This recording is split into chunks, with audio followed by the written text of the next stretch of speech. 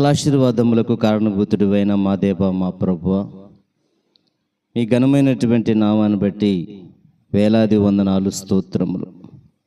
ఇదిగో తండ్రి, ప్రతిదినము నాయన యథార్థత గురించి, మరొక సందర్భాల గురించి మేము మాట్లాడుకొనుచుండగా, భూమి మీద ఎవరైతే యథార్థవంతులుగా జీవిస్తారో వారిని మీరు ఇష్టపడతారని, వారికి మీ కృపను అనుగ్రహిస్తారని, వారిని దీవిస్తారని వాక్యాల్లో చాలా అద్భుతకరమైన విషయాలు రాయబడి ఉన్నాయి. కనుక నాయన మరి యథార్థత మరొకసారి ఈ యొక్క రాత్రికాల సమయంలో మేము మాట్లాడుకొనుచుండగా నీ కృప, నీ కాపుదల దయచేయండి. వింటున్న బిడ్డలు మీరు జ్ఞాపకం చేసుకోండి. వారి కోసం నాయన ఏ విధంగా మాట్లాడితే ప్రభువా మీరు వారికి అర్థమవుతుందో ఆ విధంగా వారితో మీరు మాట్లాడండి. వెనకల చెవులను గ్రహించే మనసు మా అందరికి అనుగ్రహించమని మీరే తోడండి. మహిమ పొందుకోవడం యేసు పరిశుద్ధ నామములో స్తుతించి ప్రార్థిస్తున్నాము తండ్రి, ఆమేన్. మంచిది. పరిశుద్ధ గ్రంథంలో నుంచి దేవుని యొక్క మాటలను మనం శ్రద్ధగా విందాం. కీర్తనల గ్రంథంలో భక్తుడైనటువంటి మోషే ద్వారాగా దేవుడు తెలియపరిచినటువంటి విషయాల్ని మనం ధ్యానం చేసుకుందాం. ఈ రోజున యథార్థతను గురించి కొన్ని విషయాలు ప్రభు మనతోటి మాట్లాడుతూ ఉంటారు. మరి గడిచినటువంటి దినాల్లో మనం నేర్చుకుంటూ ఉన్నాం. అలాగని ఈ రోజున కూడా కొన్ని మాటలు మనం నేర్చుకుందాం. వాటి ప్రకారం మనం జీవించినప్పుడు దేవుడు గొప్పగా మన కుటుంబాలని ఆశీర్వదిస్తాడు. కీర్తన గ్రంథంలో 97వ అధ్యాయము 11వ వచనంలో ఉన్నటువంటి మాటను మనం చదువుకుందాం. కీర్తనల గ్రంథము 97వ అధ్యాయము 11వ వచనం నేను చదువుతున్నాను. నీతిమంతుల కొరకు వెలుగును, యథార్థ హృదయాల కొరకు ఆనందమును విత్తబడి ఉన్నవి. మళ్ళీ చదువుతున్నాను. నీతిమంతుల కొరకు వెలుగును, యథార్థ హృదయాల కొరకు ఆనందమును విత్తబడి ఉన్నవి. దేవుని యొక్క వాక్య భాగంలో చదువుకున్నటువంటి మాటను మనం పరిశీలన చేస్తూ ఉన్నప్పుడు, నీతిమంతులు ఎవరైతే ఉన్నారో వాళ్ళందరి కొరకంట వెలుగుని దేవుడు అనుగ్రహించాడు. నీతిమంతుల కొరకు వెలుగుని అనుగ్రహించాడు. అలాగనే రెండో మాట ఏమిటంటున్నాడంటే, యథార్థ హృదయాల కొరకు ఆనందము విత్తబడి ఉన్నది. ఎవరైనా నీతిమంతుడిగా ఉన్నాడు అంటే ఖచ్చితంగా యథార్థవంతుడిగా ఉంటాడు. ఎవరైనా యథార్థవంతులుగా ఉన్నారు అంటే ఖచ్చితంగా నీతిమంతులుగా ఉంటారు. నీతిమంతులుగా ఉండి యథార్థవంతులు కాకుండా ఉండరు, యథార్థవంతులుగా ఉండి నీతిమంతులు కాకుండా ఉండరు. అంటే మన ఇంటిలోని కరెంటు రావడానికి 2 వైర్స్ వస్తాయి మనకి, ఒకటి న్యూట్రల్, ఒకటి బేస్ అని. ఈ రెండిట్లో ఏది బ్రేక్ అయిపోయినా సరే ఇంట్లోకి విద్యుత్ రాదు. బల్బులు ఎలాగో, ఫ్యాన్లు తిరగవు, ఎన్ని అక్కడక్కడ ఆగిపోతాయి. ఈ రెండు సక్రంగా మంచిగా క్రమంగా వచ్చినప్పుడు అద్భుతమైనటువంటిది వెలుగు అనేటువంటి ఇంటిలో ఉంటూ ఉంటుంది. అలాగనే నీతి లేక నీతిమంతులు, యథార్థత లేక యథార్థవంతులు అనేటువంటి విషయాన్ని చూస్తున్నప్పుడు ఈ రెండింటిని మనం సూచిస్తూ ఉంటుంది. ఒక మనిషికి 2 నేత్రాలు ఉంటాయి.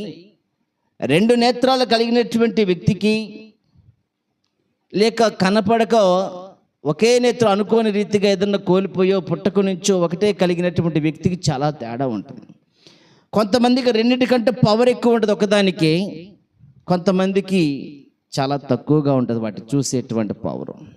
ఏదేమైనా నీతిమంతులు అనేటువంటిది, యథార్థవంతులు అనేటువంటి 2 విషయాలను చూస్తున్నప్పుడు దేవుడు ఏ పదానికి కూడా, ఏ కేటగిరీకి కూడా, ఏ సంబంధించిన విషయాలు కూడా తక్కువ ఏమి చేయటం లేదు. గడిచిన దినాల్లో నీతిని గురించి మనం ధ్యానం చేసుకున్నాం. నీతిమంతులుగా ఉన్నప్పుడు దేవుడు గొప్పగా వారిని అభివృద్ధి చేస్తాడు, ఆశీర్వదిస్తాడు. అభివృద్ధి, ఆశీర్వాదాలు అనేటువంటిది మన యొక్క ప్రవర్తన బట్టి వస్తాయి. మనం ఏదో సన్నిధిలో కూర్చొని వీటి కోసం ప్రార్థనలో ఉంటే రావాయి. మనం ఎప్పుడైతే దేవుని కోసం ప్రయాసపడి దేవుడు నీతిమంతుడు కనుక మనం కూడా నీతిమంతులుగా ఉండాలి అని, యథార్థవంతుడు కనుక మనం కూడా యథార్థవంతులుగా ఉండాలని ప్రయాసపడతామో తర్వాత దేవుడు అన్నీ ఇస్తాడు, ఆశీర్వాదాలు ఇస్తాడు, అన్నీ ఇస్తాడు. ఓబేదేదోము అనేటువంటి ఒక వ్యక్తి ఉన్నాడు. తన ఇంటిలోకి కావాలని తెచ్చిపెట్టుకోవాలి మందసం, తప్పనిసరి ఆ ఇంట్లో పెట్టారు. తప్పనిసరి ఆ ఇంట్లో పెడితే ఓబేదేదోము తనకు కలిగిన వారందరిని కూడా దేవుడు దీవించాడు లేక ఆశీర్వదించాడు. ఈ విషయం దావీదుకి వినపడి అరే అని చెప్పి మళ్ళీ మందసం తీసుకుని ఇలా క్రమాన్ని అనుసరించి తీసుకుని వెళ్తాడు. అప్పుడు క్రమం లేని అక్రమంగా తీసుకెళ్ళాడు, సమస్య వచ్చింది, అక్కడ పెట్టాడు భయపడిపోయి ఓబేదేదోము ఇంటిలో. తర్వాత అక్కడ దేవుని ఆశీర్వాదాలు ఆ ఇంటి వ్యక్తి కలిగిన వారికి వచ్చిందని తెలిసిన తర్వాత మళ్ళీ దాన్ని ఏ విధంగా తీసుకెళ్లాలో క్రమ పద్ధతిలో దాన్ని ఆ విధంగా తీసుకుని వెళ్ళాడు. కనుక ఈ విషయాలు మనం గమనిస్తున్నట్లయితే దేవుని బిడ్డలు, దేవుడు నీతిమంతుడు కనుక మనం నీతిగా ఉండాలి. అది ఏ విషయాలైనా సరే. ఒకవేళ ఈ మాట వినటానికి ఇబ్బంది కలిగిస్తే రేపటి దినాన ఇదే మనకు ఉపయోగపడుతుంది. మంచి వాటిని గంపలో వేస్తారు, పనికిరానివన్నీ కూడా పారవేస్తారు. చేపలని తూర్పాలు పెట్టినప్పుడు గట్టి గింజలను ఒక దరికి ఉంటాయి, పుట్టని తెగిరిపోద్ది, కాలు చవతలు పడేస్తారు. కనుక గట్టి విత్తనాలుగా, మంచి చేపలుగా, శ్రేష్టమైనటువంటి వ్యక్తులుగా మనం ఉన్నప్పుడు దేవుని యొక్క దీవెనలు, ఆశీర్వాదాలు అన్నీ కూడా చెప్పనక్కర్లు ఆటోమేటిక్గా అన్నీ వచ్చేస్తాయి. ఓబేదేదోము ఇంట్లోకి అడగకుండానే వచ్చినట్లుగానే. అలాగే నీతిమంతుల కొరకు వెలుగు, గొప్ప దేవుని యొక్క ప్రత్యక్షత వారి కోసం దేవుడు ఏర్పాటు చేశాడు. అలాగని చూస్తున్నప్పుడు యథార్థ హృదయాల కొరకు ఆనందం ఎత్తబడింది. ఎక్కడుంది ఇది అంతా కూడా అంటే నిత్యరాజ్యం. ఆయన రాజ్యంలో దొరుకుతుంది, భూమి మీద వస్తుందామని చెప్పి ప్రయాసపడతారేమో. ఇది మోషే గారు చెప్తున్నటువంటి విధానాలు ఇవన్నీ. 90వ కీర్తనలో మనం చూస్తే ఆ 90వ కీర్తనలో ఉన్నటువంటి మాట, మొదటి మాట నేను చదువుతాను. దైవజనుడు మోషే చేసిన ప్రార్థన అంటే మోషే ద్వారాగా దేవుడు యొక్క కీర్తనను మనకు అనుగ్రహించాడు. కనుక నీతిమంతుల కొరకు దేవుడు వెలుగునిస్తాడంట.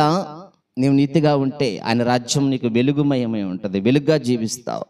యథార్థ హృదయాల కొరకు ఆనందం, ఎల్లప్పుడూ కూడా దేవుడు ఆనందాన్ని అనుగ్రహిస్తాడు. మన గడిచిన దినాలు చాలాసార్లు చెప్పుకున్న హబక్కు గ్రంథంలో, ఏమీ లేకపోయినా నా రక్షణకర్త అయిన దేవుని యందు నేను సంతోషిస్తాను, ఆనందిస్తున్నానని భక్తుడు మాట్లాడతాడు. ఏమీ లేకపోయినా కూడా ఏంటి ఆ విశ్వాసం అంటే, దేవుడు ఆ భక్తుడు దేవుని విషయంలో యథార్థంగా ఉన్నాడు కనుక ఆ మాట పలకగలిగాడు. దేవుని విషయంలో ఆ భక్తుడు నీతిమంతుడుగా ఉన్నాడు కనుకనే ఆ మాట పలకగలిగాడు. దేవుని విషయంలో ఎన్ని కోల్పోయినా, ఎన్ని సమస్యలు వచ్చినా, ఎన్ని మన దగ్గర నుంచి వెళ్ళిపోయినా, మనల్ని ప్రేమించేవారు మనల్ని విడిచిపెట్టి వెళ్ళిపోయినా, మనకు సపోర్ట్గా నిలబడేవారే మన పక్కకు వెళ్ళిపోయిన చీకొట్టి నువ్వేనాడు దిగులు పడవు, ఏనాడు జడయవు, ఏనాడు పిరికివాడు ఉండవు. కారణం ఏంటంటే ఈ మానవాళిని సృష్టించినటువంటి గొప్ప దేవుడు నీ పక్కన ఉంటాడు. ఎప్పుడూ నీతిమంతుడిగా ఉంటే, యథార్థవంతులుగా ఉంటే దేవుడు ఆ విధంగా మనల్ని ఆశీర్వాదకరంగా దేవుడు తనకు ముందుకు తీసుకొని వెళ్తాడు. అయితే మోషే గారి ద్వారాగా మనకి ఇచ్చినటువంటి మాటను చూస్తున్నప్పుడు నీతిమంతుల కొరకు వెలుగంట, యథార్థ హృదయులు, యథార్థమైనటువంటి విషయాల్లో హృదయానుసారంగా జీవించేటువంటి వారికంట దేవుడు ఆనందాన్ని విత్తాడు. విత్తినటువంటిది ఒకరోజు పంట కోసుకుంటాం. అది ఎక్కడ కోసుకుంటామంటే ఆయన రాజ్యంలో సంతోషం అనేటువంటి, ఆనందం అనేటువంటి పంటను కోసుకుంటామని బైబిల్ గ్రంథంలో చాలా స్పష్టతగా ఈ విషయాలు మనతోటి మాట్లాడుతాం. మరొక విషయం, దావీదు కుమారుడు సొలొమోను మాట్లాడుతున్నటువంటి మాటలు ఇవి. రాజు అయినటువంటి దావీదు గారు తన పరిపాలనగా దేవుడు అప్పగించిన తర్వాత, జీవితాన్ని ముగించిన తర్వాత సొలొమోను రాజు అవుతాడు. దేవుడు ఒక దత్తత తీసుకున్నట్లుగా అతను నా కుమారుడు నీ కుమారుడు కాదనగా మాట్లాడి అతనికి మంచి జ్ఞానాన్ని, తెలివితేటల్ని, వివేచనని అన్నీ ఇస్తాడు. మంచి జ్ఞానవంతుడిగా దేవుడు అతన్ని ఆశీర్వదిస్తాడు. ఆశీర్వదించిన తర్వాత సొలొమోను సామెతల్లో ఒక మాట రాయబడినటువంటి విషయం ఏమిటంటే 2వ అధ్యాయం 7వ వచనంలో ఉన్నటువంటి మాట. సామెతల గ్రంథము 2వ అధ్యాయము 7వ వచనంలో ఉన్నటువంటి మాట ఏమిటంటే, ఆయన యథార్థవంతులను వర్ధిల్లజేయును, యుక్త మార్గము తప్పక నడుచుకొని వారికి ఆయన కేడముగా నున్నాడు అని రాయబడి ఉంది. అంటే ఆయన యథార్థవంతులను వర్ధిల్లజేయును. పైన చదువుకున్న యథార్థ హృదయాల కొరకు ఆనందం విత్తబడిందంట. కనుక నీ మాటలన్నీ దేవుడు రాయించినయే, మనమేం పక్కన పెట్టుకొని రాసుకొని తెచ్చినవి కాదు. దేవుని నోట నుండి బయటకు వచ్చినటువంటివి. తన భక్తులను కూర్చోబెట్టి చెబుతుంటే భక్తులు రాశారు. ఒక టీచర్ కూర్చొని రాయరా అంటే చెబుతున్న టీచర్ చెప్తున్న ప్రతిదీ ఒక విద్యార్థి రాస్తాడు. అలాగే తన దాసుల్ని కూర్చోబెట్టుకొని దేవుడు చెప్తుంటే వాళ్ళు రాసిన మాటలు ఇవి. ఆయన నోటు నుండి, అంటే దేవుని నోటు నుండి వచ్చినటువంటి మాటలు. మనుషుడు రొట్టె వల్ల మాత్రమే కాదుగా దేవుని నోటి నుండి వచ్చి ప్రతి మాట వల్ల బ్రతుకుతాడు, జీవిస్తాడు. యేసుక్రీస్తు ప్రభు అపవాదితో మాట్లాడతాడు నూతన నిబంధన గ్రంథంలో. కనుకనే రాళ్ళని రొట్టెలుగా చేసుకొని బాగా ఆకలిగా ఉన్నామంటాడు యేసుక్రీస్తు ప్రభు వారిని. ఆయన ఏమన్నాడంటే, ఈ రొట్టెల వల్ల మనుషుడు బ్రతకడు, కానీ దేవుని నోటి నుండి వచ్చే ప్రతి మాట వల్ల మనుషుడు బ్రతుకుతాడు అన్నాడు. అలాగని ఇక్కడ రాయబడిన మాట దేవుని నోటి నుండి వచ్చిన మాట ఆయన చెప్తుంటే రాశారు భక్తులు. కనుకనే మొదట్లో యథార్థ హృదయాల కొరకు ఆనందం అంట విత్తాడు దేవుడు. మన యథార్థ హృదయాలుగా ఉంటే మనపై కోసుకోవటం ఆనందాన్ని. మన తల్లిదండ్రులు పంట వేశారు, తర్వాత అరే పంట వేసాను పండింది పోయి తెచ్చుకోపో అన్నాడు, సంతోషంగా వీళ్ళు తెచ్చుకుంటాం కుమారులు. అలాగనే దేవుడు కూడా యథార్థ హృదయాల కోసము, యథార్థంగా నడిచేవారి కోసం, యథార్థ మనసు కలిగిన వారి కోసం ఆనందం అనే దాన్ని విత్తాడంట. మనం తెచ్చుకోవటం ఆలస్యం, అయితే ఉండాల్సిన విషయం ఏంటంటే ఆనందం. ఇక్కడ సొలొమోను సామెతలో మోషే గారు విషయాల్లో చూసుకున్నాం. దావీదు కుమారుడైన సొలొమోను చెప్పిన విషయం ఏంటంటే 2:7 ఆయన యథార్థవంతులు వర్ధిల్ల చేయును. ఏ విషయాల్లో? అన్ని విషయాల్లో. మన శరీరానుసారంగా ఎక్కువగా ఫోకస్ చేసేది ఏంటంటే, నేను ఉద్యోగం చేస్తున్నా, ప్రమోషన్ కావాలి. నేను వ్యాపారం చేస్తున్నాను, అభివృద్ధి కావాలి. వ్యవసాయం చేస్తున్నాను, పంట బాగా పండాలి. చేతి వృత్తి చేస్తున్నాను, రోజు పని ఉండాలి నాకు. ఇలాగా మనం మానవులము గనక మనం చేసే ప్రతి పని కూడా అభివృద్ధి కావాలి అని అనుకుంటాం. మంచి విషయాలు, తప్పేం కాదు. ఎదుటివాడు సొమ్మును ఆక్రమిస్తే మనం కష్టపడకుండా సొమ్ము కావాలనుకుంటే తప్పది. మనం చేసే పని అభివృద్ధి కావాలనుకోవటంలో తప్పేం లేదు. దాన్ని దేవుని సహాయం అడగటంలో తప్పే. ఎందుకంటే కష్టపడి పని చేస్తున్నాం కనుక కొంచెం నువ్వు సహాయం చేయడం, కొంచెం ముందుకు వెళ్ళటానికి అడుగుతున్నావు. అది దేవునికి ఇష్టమైతేనే సహాయం చేస్తాడు. అయితే ఈ అడిగేటప్పుడు యథార్థత కలిగిన వ్యక్తులుగా ఉండాలి. యథార్థత కలిగిన హృదయం కలిగినటువంటి వారుగా మనం ఉండాలి. ఏ విషయంలో అడుగుతున్నా సరే యథార్థత లేనటువంటి వ్యక్తులుగా ఉండి మనం అడుగుతున్నట్లయితే, యథార్థవంతుడు కనుకనే యథార్థత లేకుండా అడుగుతున్నటువంటి వారికి ఎలాగివ్వగలడు? పిల్లవాడికి వాడి యొక్క విలువ 10 రూపాయలు విలువ, లేక ఒక 2 రూపాయలు విలువ వాడిది. కొనుక్కొని రావటానికి దాని విలువ తెలుసు. సడన్గా వాడికి 500 రూపాయలు ఇచ్చినా, లేక 100 రూపాయలు ఇచ్చినా, 200 రూపాయల కాగితం ఇచ్చిన దాని విలువ తెలియదు. వాడు ఏం చేస్తాడో వాడికి అర్థం కాదు, దాని విలువ తెలియదు కనుక. అలాగనే దేవుడు కూడా మనం అడిగే ప్రతి దాన్ని బట్టి మనం ఏ స్థితిలో ఉన్నామో, ఏ విలువలో ఉన్నామో, ఏ భక్తిలో ఉన్న దాన్ని చూసి దేవుడు మనకిస్తాడు. అది ఖచ్చితంగా మనం స్వీకరించాలి. దేవుడు అది ఇస్తాడు. అందుకనే ఆయన యథార్థవంతులు వర్ధిల్ల చేయను, యుక్త మార్గము తప్పక నడుచుకుని వారికి ఆయన కేడముగా ఉన్నాడు.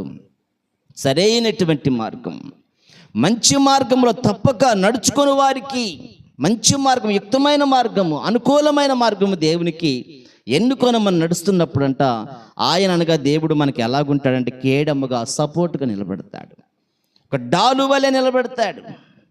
కనుక దేవుని యొక్క బిడ్డలైనటువంటి ప్రతి మాట చాలా అర్థవంతమైనటువంటి విషయాలు. కనుక మనం చేయాల్సిందల్లా ఏమిటి? యథార్థవంతులుగా ఉండాలి. ఇది చాలా కష్టతరమైనటువంటి విషయం. కనుక దేవుని బిడ్డలైన కష్టతరమైన విషయమే. ఉదాహరణకి మనం చూస్తున్నప్పుడు మన కంటి ఎదురుకు కనబడేటువంటి పనులు చాలా ఉంటాయి. ఇనుప ముక్కలతోటి రకరకాల యొక్క పనిముట్లు తయారు చేస్తారు. అది చూసినప్పుడు ఒక సాధారణమైనటువంటిది, పొడవుగా లేక వెడల్పు కలిగినటువంటి ఒక ఇనుప ముక్క మనకు ముడిసరుకు కనబడుతుంది. కానీ మనకు కావలసినటువంటి పనిముట్టు అది ఏదైనా సరే కావాలనుకుంటే అది అవ్వదు. దాన్ని ఏం చేయాలంటే కొలిమిలో పెట్టాలి. బాగా మంట కనుక చేసినప్పుడు ఆ ముక్క ఎర్రగా కాలినప్పుడు, కరిగే గుణం కలిగినప్పుడు దానిలో ఉన్న మస్టు, చెత్త చెదారం వల్ల పనికిరాంది ఏదైతే కాలి పొట్టు వల్ల రాలిపోయేది అక్కడ ఉండదు. ఇక ఆ కొలిమిలోకి వెళ్ళిపోయిన తర్వాత శ్రేష్టమైనది ఎర్రగా కనబడతా ఉంటుంది. అది అప్పుడు ఆ వ్యక్తి మనం ఏ వస్తువు అయితే పనిముట్టుగా కావాలనుకున్నామో ఆ కాలినటువంటి ఎర్రగా ఉన్నటువంటి దాన్ని మనకు కావలసిన రీతిగా ఆ వ్యక్తి మలిచి ఒక పనిముట్టును తయారు చేసి మనకిస్తాడు. అది ఎరుపుదనం నుంచి పోయి ఆరిపోయిన తర్వాత మళ్ళీ గట్టిపడిపోయి ఉంటుంది. మనం మళ్ళీ దాన్ని ఇంకొక రకంగా చేయాలంటే మళ్ళీ కొలిమిలోనికే వెళ్ళాలి. కొలిమిలోకి వెళ్ళిన తర్వాత మళ్ళీ దాన్ని అనుకున్న రీతిగా దాన్ని తయారు చేయడానికి అవకాశం ఉంది. మన జీవితం కూడా అదే. దేవుని వాక్యం అనే కొలిమిలోనికి దేవుని చేత సరిచేయబడటానికి మనం కూర్చోవాలి.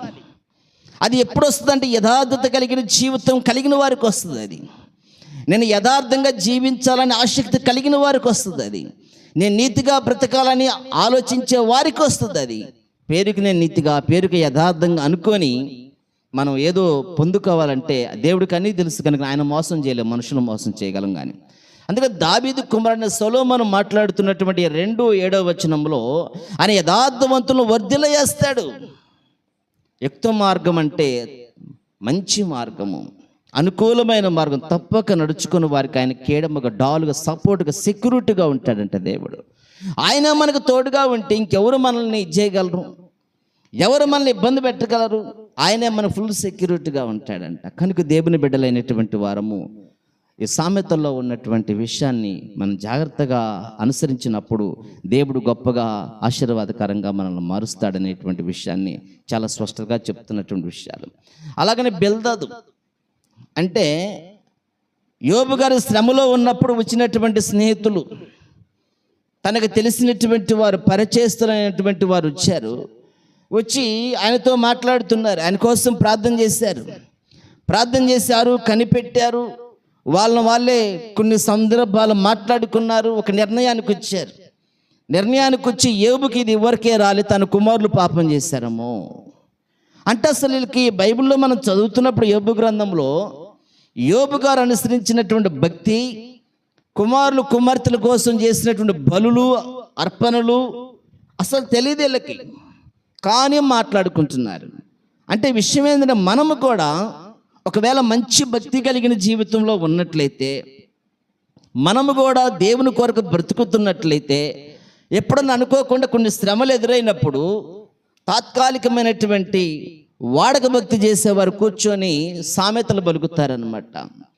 వీళ్ళంత నీతిమంతులైతే శ్రమలు ఎందుకు వస్తాయి? వీళ్ళంత భక్తి కలిగిన వారైతే దేవుడు ఏదో చెప్తాడు కదా అని చెప్పి రాళ్ళు వేస్తున్న సందర్భాలు కలుగుతాయి. కనుక దేవుని బిడ్డలైనటువంటి ఇంకా చెప్పండి మాయ దర్శనాలు, ఇదిగో వారి గురించి నాకు ఇలా చూపించాడు, వాళ్ళతో చూపించచ్చుగా దేవుడు. ఏమంటే ఒక రోగి ఉన్నాడు, ఆ రోగి దగ్గరికి ఒక డాక్టర్ వచ్చాడు అనుకోండి, అరే నీకు జబ్బు ఉంది, ఈ బిళ్ళ వేసుకుంటే తగ్గిద్దని చెప్పి ఆ బిళ్ళ డాక్టర్ వేసుకుంటే రోగి తగ్గిద్దా? రోగికి ఏం తగ్గదు కదా.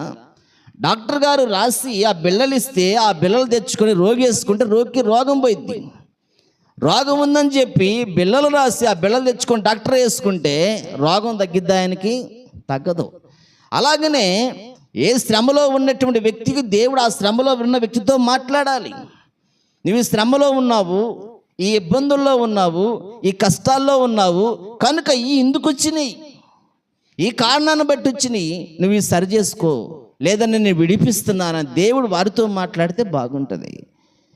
కనుక నాకు తెలిసినటువంటి దేవుని సేవకులు, అనుభవం కలిగిన వారు, ప్రభు చిత్తం ఇంకా భూమి మీద ప్రస్తుతానికి లేరు వాళ్ళు. కనుక వాళ్ళ దగ్గర కూర్చున్నప్పుడు వారు నాతో మాట్లాడుతున్న విషయం ఏంటంటే, సేవకుడికి చెప్పే మాట విశ్వాసికి చెప్పడా అన్నాడు ఆయన రోజున. కనుకనే ఒక విశ్వాసకు ఒక దర్శనం వచ్చినప్పుడు దాని గురించి మళ్ళీ మనం ప్రార్థన చేసినప్పుడు దేవుడు దాని గురించి చెప్పడా? లేదా ఒక సేవకుడికి విశ్వాసకి చెప్పమని ఒక దర్శనం ఇస్తే మళ్ళీ విశ్వాసి కూడా చూపించా ఒక దర్శనాన్ని, లేక ఒక కాలం చూసి ఏ లెక్కన మనం ముందుకు వెళతాం? కనీసం రెండను చూడాలి కదా. కనుక మనం ఎవరి గురించి వచ్చిందో, సేవకులైతే ఎవరి గురించి వచ్చిందో వాళ్ళకి కనపడాలి. మళ్ళీ వాళ్ళకు కూడా కనబడితేనే అది అర్థవంతమైనటువంటిదిగా మనం పరిగణించుకోవచ్చు. కనుక ఇక్కడ రాయబడిన బిల్దదు ఏమంటాడంటే, యథార్థవంతుడైన ఎడల నిత్యముగా ఆయన నీ యందు శ్రద్ధ నిలిపి నీ నీతికి తగినట్లుగా నీ నివాస స్థలమును వర్ధిల్ల చేయను అన్నాడు. ఈయన యథార్థవంతుడు కానట్లుగా, ఈయన భక్తివంతుడు కానట్లుగా, సత్యవంతుడు కానట్లుగా మాట్లాడాడు. ఆయనకైతే ఇది సరైనది కాకపోవచ్చు, అలా తోచింది ఆయన అన్నాడు. కానీ మాటలు వింటున్న మనందరికీ సంబంధించినటువంటి విషయం ఇది.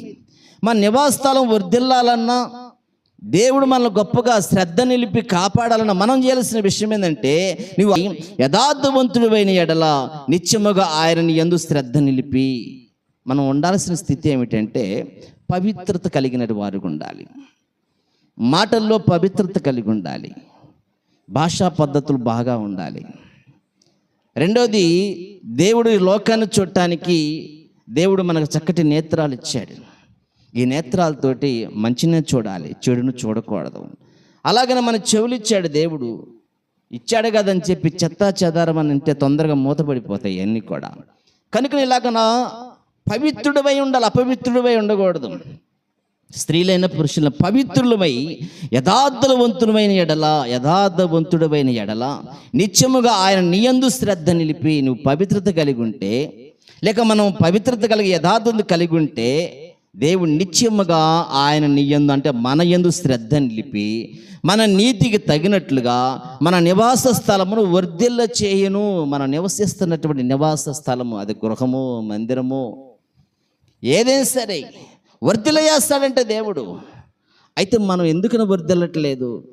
ఈ మాట ఎందుకు చెప్పాడంటే, యోబు గారు ఉన్నటువంటి సమస్యను బట్టి, యోబు గారు ఉన్న పరిస్థితులను బట్టి, ఆయన కుటుంబం అంతా చిన్నాభిన్నం అయిపోయింది కనుక, తన కుమారులు కుమార్తెలు మరణించారు కనుక, పశువులన్నీ పోయినాయి కనుక, తన శరీర బలహీనుడైపోయి సహాయ స్థితిలో కూర్చొని ఉన్నాడు కనుక, నీ నివాస స్థలం గురించి, తన గురించి అని చెప్పి మాట్లాడుతున్న విషయాలు కనుక ఆ మాటలు మనకు అప్లై చేసుకుంటే దేవుడు సూటిగా మనతో మాట్లాడుతున్నాడు. నీవు పవిత్రుడివై యథార్థవంతుడివైన ఎడల నిత్యముగా ఆయన యందు శ్రద్ధ నిలుపుతాడు. అంటే ఇష్టము, ప్రేమ నిలుపుతాడంటే నీ యందు.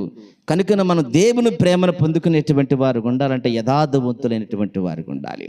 ఇంకా పవిత్రమైనటువంటి జీవితాన్ని కలిగి ఉన్నప్పుడు దేవుడు ఖచ్చితంగా శ్రద్ధ నిలిపి మన నీతికి తగినట్లుగా మన నివాస స్థలమును వర్ధిల్ల చేస్తాడు. కనుక దేవుని బిడ్డలైనటువంటి వారం, మన నివాస స్థలాలు, నువ్వు దేనితో కట్టావో తెలియదు నీ నివాస స్థలం, కానీ దేనితో కట్టిన వర్ధిల్లతం అంటే పూరిలు వేసినాడు రేకులు వేయటం, రేకులు వేసిన బిల్డింగ్ వేయటం, బిల్డింగ్ వేసిన అపార్ట్మెంట్ వేయటం కాదు. దేవుని యొక్క ఆత్మీయ జీవితంలో, భక్తి జీవితంలో నీకు ఏ కొదవ లేకుండా దేవుడు సమృద్ధిగా ఆత్మీయ జీవితాన్ని, ఆత్మీయ కార్యాలను నీ జీవితంలో జరిగిస్తాడు. కనుక ఈ మాటలు ఆలోచన చేసి, ఒక నెల రోజులు యథార్థంగా ఉంటాను, ఒక నెల రోజులు పవిత్రగా ఉంటాను, నా ఇల్లు ఏ టైపులో మారిద్దాం అనుకుంటే మన ఆలోచన ఆయనకి అంతకుముందు తెలుసు కనుకనే ఆయన ఏం కదిలాడు, అక్కడే ఉంటాడు, మనం ఇక్కడే ఉంటాం. కనుక నీది ఎప్పుడు కూడా నేను ఇలా ఉంటే దేవుడు చూసి ఏదో సహాయం చేస్తాడు అనేటువంటి కాదుగా, అంతరంగంలో మార్పు కలగాలి. సృష్టికర్త అయిన దేవుడు భూమి మీదకి వచ్చి మానవ శరీరాన్ని, దేహాన్ని కలిగి మన దోషాలన్నీ ఆయన మీద మోపుకొని ఆయన పొందిన హింస, చిత్రవద, బాధలు, యాతనలు అన్నీ కూడా మన కోసం పొందాడు కనుక, ఎందుకు పొందాడు? మనల్ని ప్రేమించాడు, మన మీద శ్రద్ధ నిలిపాడు కనుక, మనల్ని ఇష్టపడ్డాడు కనుక మన కోసం శ్రమ పడటానికి భూమి మీదకి వచ్చాడు, శ్రమ పడ్డాడు. మనం ఏం చేస్తున్నాం మరి దేవుని దగ్గర? మనం ఏం చేస్తున్నాం దేవుని కోసం? మనం ఏమి చేయట్లా. ఏదో ఆయన ఏదో మనకు అప్పున్నట్లుగా, లేదా మనం ఆయనకు అప్పిచ్చి అలా డబ్బులు నాకు ఇవ్వనట్టుగా ఉంది ఈ రోజున మనం చేస్తున్న ప్రార్థన. అది కరెక్ట్ కాదు. ఇక్కడ అంటున్నాడు కదా, షుహీడగు బిల్దదు నీవు పవిత్రుడివై యథార్థవంతుడివైన ఎడల నిత్యముగా ఆయన యందు శ్రద్ధ నిలిపి నీ నీతికి తగినట్టుగా నీ నివాస స్థలమును వర్ధిల్ల చేస్తాడు. కనుక దేవుని బిడ్డలైనటువంటి వారు చాలా జాగ్రత్తగా ఈ విషయాలను మనం నేర్చుకునేటువంటి వారిగా, యథార్థవంతులుగా ఉన్నప్పుడే దేవుడు గొప్పగా మన కుటుంబాలని ఆశీర్వదిస్తాడు. చక్కగా మన ఆత్మీయ జీవితం బలంగా ఉంటుంది. మన కుమారులు కుమార్తెలు పవిత్రులుగా ఉంటారు. మంచి ఉన్నతమైన స్థితిలో దేవుని ఆరాధించేటువంటి బిడ్డలుగా, అనేకులు ప్రభు వైపు తిప్పేటువంటి బిడ్డలుగా, దేవుని కలిగినటువంటి వారుగా, ప్రభు చిత్తమైతే ఒక రోజున అందరము కూడా ఆయన రాజ్యంలో ఉండేటువంటి వారుగా దేవుడు కృప అనుగ్రహిస్తాడు. కనుక మన భూమి మీద ఉన్నప్పుడే, ఒక ఇల్లు కట్టేటప్పుడు బేస్మట్టమో లేదా ఫౌండేషన్ పునాది అంటారు కదా, అది స్టాండర్డ్ ఇంటికి, అది గట్టిగా వేస్తే ఆ ఇంటికి ఇబ్బంది ఉండదు. ఏదో సరిగా వేయకపోతే అది ఎప్పుడు పడిద్దో తెలియదు. మన ప్రార్థనా జీవితం, ఆత్మీయ జీవితం కూడా అంత బలంగా ఉండాలి. పునాదులు సరిగా లేకపోతే కుప్పగూలిపోయేటువంటి పరిస్థితులు. అందుకని ఉపమాన భావంగా అంటాడు కదా బైబిల్లో, ఒక ఇసుక మీద లేక నేల మీద పునాది వేశాడు, గాలి విసిరి వరదలు వచ్చి కొట్టగానే అది కుప్పగూలిపోయింది. అది ఎందుకంటే ఇసుక మీద వేయబడింది, నేల మీద వేయబడింది. మరొక వ్యక్తి బండ మీద పునాది వేశాడు, గాలి వడిగా వచ్చి ఆ ఇంటిని కొట్టింది, తుఫాన్లు వచ్చినాయి, వరదలు వచ్చినాయి, పడలేదు. కారణం ఏంటంటే దాని పునాది బండ మీద ఉంది. మన ఆత్మీయ జీవితం పునాది క్రీస్తు మీద ఉండాలి, క్రీస్తు మాటల మీద ఉండాలి, ఆయన చెప్పిన మాటలు అనుసరించి నడవాలి. అప్పుడే మన ఆత్మీయ జీవితం స్ట్రాంగ్గా ఉంటుంది అనేటువంటిది మనం గమనించాల్సినటువంటి విషయం. అయితే ఇప్పుడు బిల్దదు చెప్పిన మాటలు మనం ధ్యానించాము. ఆఖరిగా మనం చూసినప్పుడు దావీదు మాట్లాడతాడు. దావీదు కుమారుడు సొలొమోనుతో మాట్లాడాడు, సొలొమోను అతని ద్వారా మాట్లాడాడు. దావీదు ఇప్పుడు మాట్లాడుతున్న విషయాన్ని చూస్తే 2 సమూయేలు గ్రంథము 22 అధ్యాయము 31 వచనాన్ని చదువుకుందాం. 2 సమూయేలు గ్రంథము 22 అధ్యాయము 31 వచనంలో, దేవుడు యథార్థవంతుడు, యెహోవాకు నిర్మలము, ఆయన శరణుజొచ్చు వారందరికీ ఆయన కేడము అన్నాడు మొదటి మాట. అంటే దేవుడు యథార్థవంతుడు. మొదటి నుంచి చెప్పుకుంటుంది ఇదే, ఈ ప్రారంభించిన కాడి నుంచి ఇది 7వ భాగంగా మనం ధ్యానిస్తున్నాం. ఆయన యథార్థవంతుడు. ఆయన జనులైన వారు కూడా యథార్థవంతులుగా ఉండాలని ఆయన చూస్తున్నాడు. ఆయన పరిశుద్ధుడు కనుకనే ఆయన జనులైన వారు కూడా పరిశుద్ధులుగా ఉండాలని చూస్తున్నాడు. ఆయన పవిత్రుడు కనుకనే జనులైన వారంతా కూడా పవిత్రులుగా ఉండాలని ఆయన ఆలోచన. మనమేమో ఆయన గొప్పవాడని చెప్తాము, కానీ ఆయన తగ్గోళ్ళం కాదనుకుంటాం. నీతిమంతుని గడప నీతిమంతుడే ఉండాలి. నీతిమంతుని కుమారులు నీతిమంతులుగానే ఉండాలి, కానీ పాపులుగా ఉండకూడదు. కనుక దేవుని బిడ్డలను గమనిస్తున్నట్లయితే 31వ వచనంలో 22వ అధ్యాయంలో 2వ సమూయేలు గ్రంథంలో దేవుడు యథార్థవంతుడు, యెహోవాకు నిర్మలము, ఆయన శరణుజొచ్చు వారందరికీ ఆయన కేడము. అంటే డాల్ అయిపోయాడు. అద్భుతకరమైనటువంటి సపోర్ట్. మొదటగా చదువుకున్న పైన కూడా మనం డాల్ అంటే ఆయన అద్భుతకరమైన ఫుల్ సెక్యూరిటీ, మనకు నేను ఉన్నాను అన్నట్టుగా. ఉదాహరణ మనం చెప్పుకున్నాం గడిచింది. దావీదు గొలియాతు మీదకి యుద్ధానికి వెళ్ళాడు. ఎవరు చేశారు యుద్ధం? యెహోవా చేశాడు. సృష్టికర్త అయినటువంటి దేవుడు చేశాడు. ఇశ్రాయేలు యుద్ధానికి వెళ్ళారు, బలహీనులు. దేవుడు కందరీగలను పంపించి శత్రువులు మొత్తాన్ని తుక్కుగా కుట్టించేసి తరిమి కొట్టేసేసాడు. విజయం ఇశ్రాయేలు ప్రజలకు వచ్చింది. యెహోషువ యుద్ధం చేస్తున్నాడు. అస్తమయ వేళ సమీపిస్తుంది. సూర్యచంద్రుల విషయమై ప్రార్థన చేశాడు. ఆగిపోయినాయి ఎక్కడెక్కడ. పగ తీర్చుకోవడానికి దేవుడు కృప చూపాడు శత్రువుల మీద. అంటే మనం చేయాల్సిన విషయం ఏంటని ఆలోచన చేస్తే, నిర్మలము, ఆయన శరణుజొచ్చు వారందరికీ ఆయన కేడము. శరణుజొచ్చాలి మనం. శరణు వేడుకునేటువంటి రీతిగా, శరణు దేవుని దగ్గర బ్రతిమలాడుకునేటువంటి వారు కూడా ఎప్పుడు కూడా ఆయన పాదాలు పట్టుకొని బ్రతిమలాడుకోవాలి. కానీ చాలామంది మన ప్రార్థనలు వింటున్నప్పుడు ఎలాగుందంటే రుబాబులాగా ఉంది. ఈ మధ్య చూసిన పరిశుద్ధాత్మ గురించి అయితే ఇంకా చెప్పే పని లేదు. అంతకన్నా చేసే రుబాబు ఎక్కడ లేదు. పరిశుద్ధాత్మని ఆయన యేసుక్రీస్తు ప్రభువారు మాట్లాడితే పరిశుద్ధాత్మ దిగని ఏక పదాన్ని వాడి మనం ఎక్కడ కావాలంటే అక్కడ దిగమంటాం. అదేదో విమానమైనట్టు హెలికాప్టర్ అయినట్టు దిగమంటాం మనం. కనీసం అవి దిగాలంటేనే కొంత మంచి స్థలం కావాలి. ఎక్కడ పడితే అక్కడ దిగ సమస్య వస్తుంది. పరిశుద్ధాత్ముని దిగంటాం. ఎవరి మీదకి? వ్యక్తుల మీదకి, లేక ఆ స్థలంలోనికి.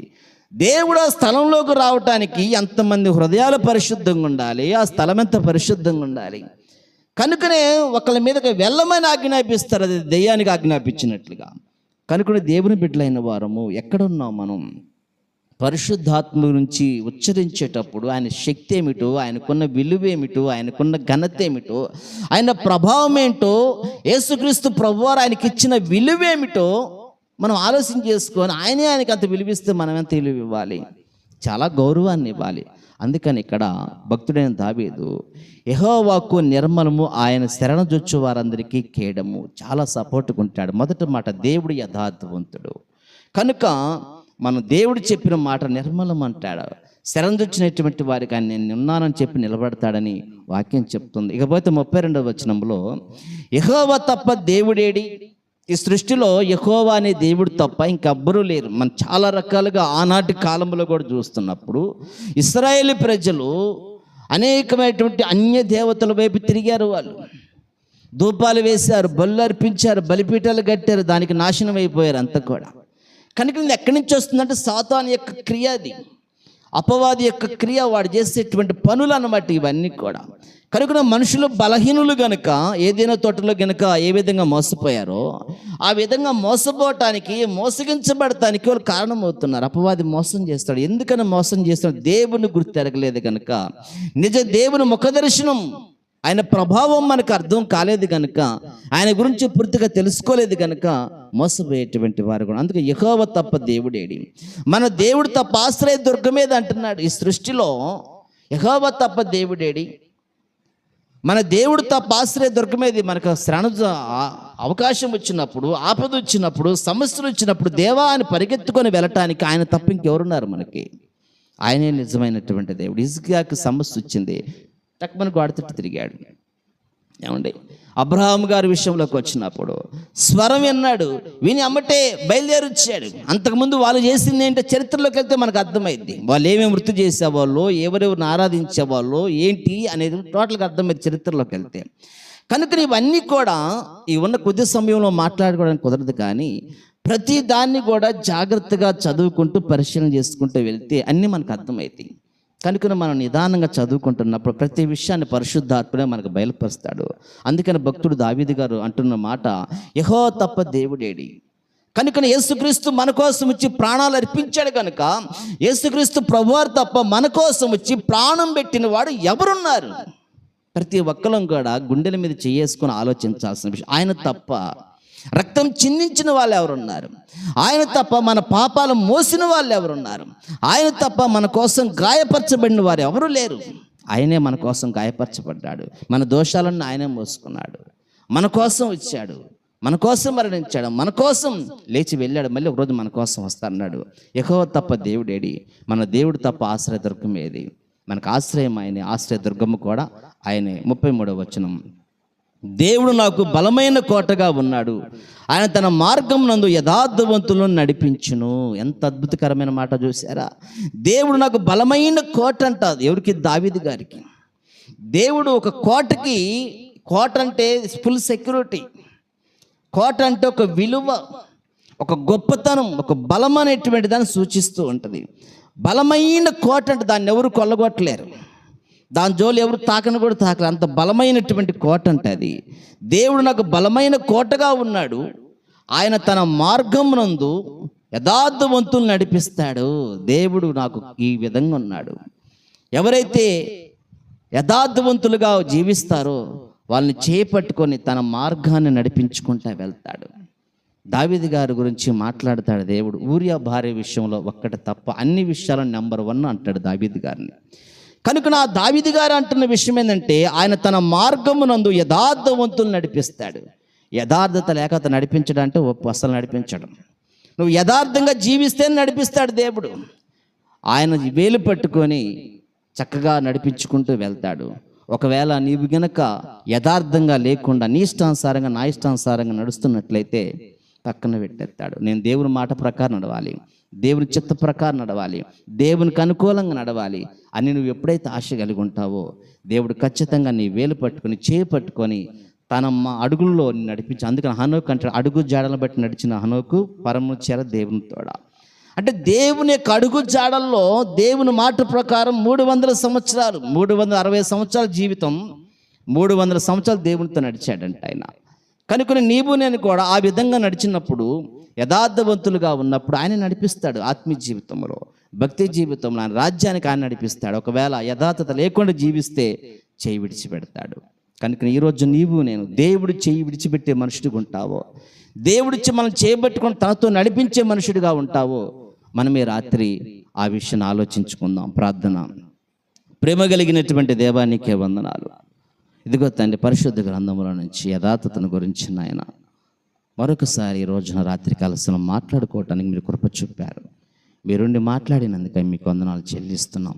దేవా, మీరే దీవించండి, ఆశీర్వదించి నీ కృప నీ కాపుదల విన్న మాటలు ప్రతి ఒక్కరు ఆలోచించే రీతిగా 1కి 4 సార్లు ఆ మాటలు చదువుకొని, దేవా ఆ చదువుతున్న సమయంలో మీరు మాట్లాడి వాళ్ళ హృదయాలను తెరిచి ఈ మాటలు యందు పట్టబడినట్లుగా యథార్థవంతులుగా, సత్యవంతులుగా, నీతివంతులుగా జీవించే విధంగా మా అందరికీ కృప అనుగ్రహించమని, లైవ్లోని బిడ్డలను కూడా జ్ఞాపకం చేసుకుని మంచి ఆత్మీయ జీవితాన్ని దయచేయమని యేసు పరిశుద్ధ నామములో స్తుతించి ప్రార్థించి పొందుకొని నాము తండ్రి. ఆమేన్.